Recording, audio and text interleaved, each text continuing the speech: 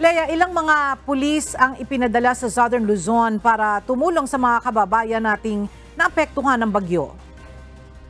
Magandang tanghali sa iyo, Ella. Halos 2,000 mga tauhan mula sa Police Regional Office 4A o Calabarzon at Police Regional Office 4B o Mimaropa ang idineploy para tumulong sa mga naapektuhan ng bagyong Aghon.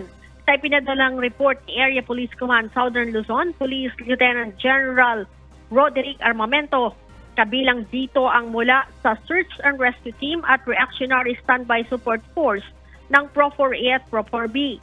Maging ang mga tauhan ng PNP Maritime Group ay nakadeploy din. Ang naturang mga tauhan ang tumulong sa paglilikas ng mga residente lalo na sa Quezon at iba pang lugar sa Calabarzon at Mimaropa na naapektuhan ng bagyong Aghon. Nasa 12,000 na individual naman o evacuees ang naitalang naapektuhan ng bagyo sa naturang rehiyon. Nakapagtala din ng 3 namatay at 1 nasugatan sa Pro-4A. Sa 3 namatay, 2 dyan ang nadaganan ng puno at 1 sanggol ang nalunod sa Quezon Province. Sa ngayon, sinabi ni General Armamento na maayos ang panahon sa Mimaropa at Calabarzon. Ella?